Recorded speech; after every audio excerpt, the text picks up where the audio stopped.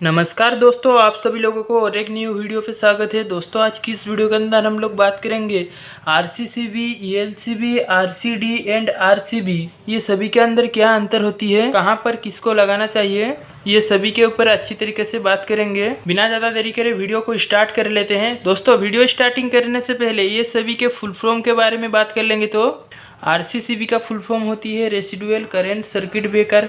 वही अगर हम लोग ईएलसीबी के बारे में बात करेंगे तो अर्थ लीकेज सर्किट ब्रेकर।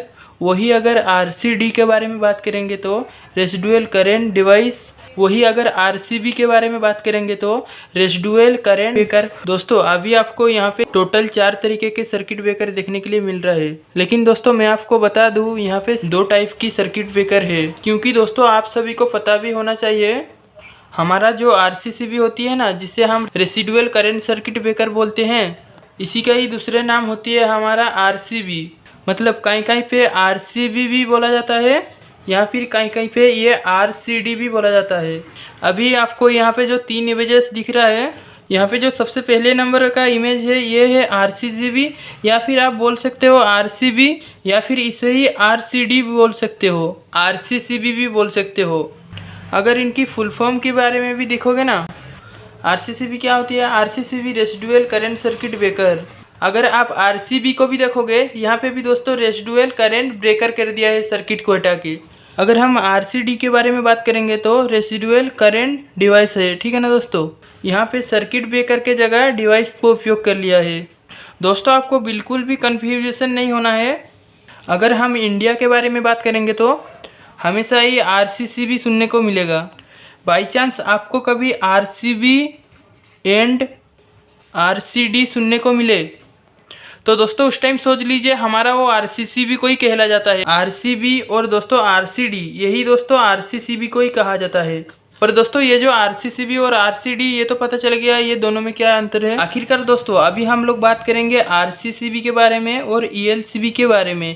इसके दोनों के अंदर क्या डिफरेंस होती है और हमें कौन सा डिवाइस को लगाना चाहिए, कौन सा सर्किट ब्रेकर को लगाना चाहिए।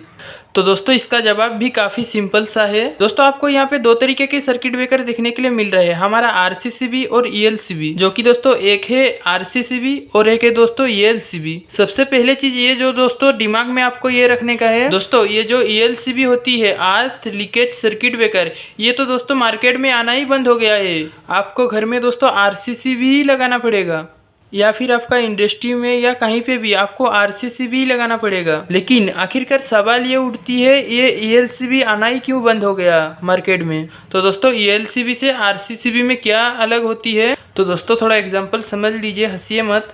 हमारा जो पहले के ज़माना में कीपैड वाला मोबाइल था दोस्तों, कीपैड वाला मोबाइल से दोस्तों क्या चेंज हो गया, अभी हमारा मार्केट में एंड्रॉयड फ़ोन आने लगा, स्मार्टफोन।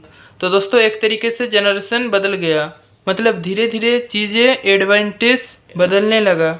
इसी तरीके से दोस्तों ये जो ईएलसीबी था, इसके अंदर कुछ कमी था, इसीलिए दोस्तों इसको सुधार के आरसीसीबी को लाया गया। लेकिन दोस्तों ये दोनों में कमी क्या थी, ये जो दोस्तों ईएलसीबी होती थी, ये होती थी हमारा वोल्टेज ऑपरेटेड। वोल्टेज ऑपरेटेड का मतलब क्या है, ये आप आसानी से इसी तरह से समझ सकते हो। ये आरसीसीबी का काम तो आपको पता ही होगा, आरसीसीबी क्या काम करती है। अगर नहीं पता होगा तो सिंपल सा वर्क है आरसीसीबी का। मान लीजिए मैंने एक लोड को चला रखा है, यह हमारा सिंगल फेज से चलने वाला, फेज और न्यूट्रल। तो मैंने क्या किया, एक साइड से फेज दिया और दूसरे साइड से न्यूट्रल दिया। अब जब हमारा नॉर्मल कंडीशन और हेल्दी कंडीशन होता है तो उस केस में क्या होती है, जितना करंट जाता है उतना ही रिटर्न होता है। यही चीज़ होती है जब हम आरसीसीबी को लगाते हैं, तब ये क्या करती है, फेज और ये जो न्यूट्रल होता है इसको कंटिन्यू सेंस करता रहता है। जैसे कि अनकंडीशन हेल्थ आ जाती है, हमारा सिस्टम में फॉल्ट आ जाता है, या फिर गलती से कोई वायर पे टच कर लेता है, उस केस में क्या होती है, दोनों में दोस्तों जो करंट फ्लो हो रहा था, दोनों सेम करंट फ्लो हो रहा था, जो उसमें थोड़ा सा अनबैलेंस होता था। यही हमारा आरसीसीबी सेंस करती है। जब हमारा फेज न्यूट्रल के बीच में अनबैलेंस लोड हो जाती है, तब हमारा आरसीसीबी ट्रिप हो जाती है। तो दोस्तों आरसीसीबी का काम तो आपको पता चल गया। यहाँ पे दोस्तों कई सारे लोग सिंगल फेज और 3 फेज में लेके भी दोस्तों आरसीसीबी को कन्फ्यूजन होते हैं। यहाँ पे हम लोग आरसीसीबी 3 फेज का सप्लाई में तो न्यूट्रल समझ लिया। अगर हमारा कोई लोड है वो बिल्कुल सेम तरीके से चल रही है, हमारा आर फेज, हमारा येलो फेज और हमारा ब्लू फेज, उस समय आरसीसीबी कैसे काम करती है। तो दोस्तों उस समय में भी हमारा आरसीसीबी इसी तरीके से काम करती है। आरसीसीबी आपस में दोस्तों जो दो फेज हैं, ये दोनों फेज के बीच में हमारा करंट को मेजर करती है। आखिरकार ये दोनों फेज के अंदर सप्लाई इक्वल है कि नहीं। तो दोस्तों यहाँ पर हमने क्या सोचा, हमारा जो आरसीसीबी होती है, आरसीसीबी काम करती है हमारा जो करंट, ये करंट का इम्पीडेंस को चेक करने का काम करता है। ये दोनों के बीच में जब करंट अनबैलेंस हो जाती है तब हमारा आरसीसीबी ट्रिप हो जाता है। लेकिन वही दोस्तों अगर हम लोग बात करेंगे ईएलसीबी के बारे में, तो ईएलसीबी कैसे काम करती है। तो दोस्तों ईएलसीबी होती थी हमारा वोल्टेज ऑपरेटेड का मतलब ये है, जिस तरीके से हमारा आरसीसीबी करंट को सेंस करती थी, इसी तरीके से हमारा ईएलसीबी वोल्टेज को सेंस करती थी। ये क्या करती थी, जब हमारा कोई सिस्टम में फॉल्ट आती थी, हमारा करंट काफ़ी ज़्यादा फ्लो होने लग जाती है, ये हमारा जो वोल्टेज होती थी इसमें भी दोस्तों अनबैलेंस हो जाती थी। ये हमारा जो दोस्तों ईएलसीबी है, ये वोल्टेज को मेजर करती थी। ये जो दोस्तों हमारा दोनों सिस्टम में इक्वल वोल्टेज है कि नहीं, ये पता करने की दोस्तों, ये दोनों को सेंस करने के बाद हमारा ईएलसीबी ट्रिप करती थी। दोस्तों ईएलसीबी में और एक नुकसान था, ईएलसीबी के अंदर दोस्तों हमारा अर्थिंग का भी लीड देना पड़ता था। यहाँ पे आपको फेज न्यूट्रल देखने को मिलेगा। इसके अलावा में भी दोस्तों आपको ये इधर में 2 पॉइंट देखने के लिए मिलेगा। ये जो दोस्तों 2 वायर होती है हमारा अर्थ वायर को कनेक्ट करने के लिए बताता है। मतलब यहाँ पे जो एक वायर बताते थे ये हमारा अर्थिंग का वायर को ला के जोड़ोगे, और यहाँ पे जो दोस्तों जो हमारा अर्थिंग का वायर से आउटपुट आ रहा है ये हमारा लोड में जाके जोड़ोगे। लेकिन दोस्तों हम जो ईएलसीबी की बात करें, अर्थ वायर के लीड होती थी, काफ़ी टाइम पहले से ये आना बंद हो गया है।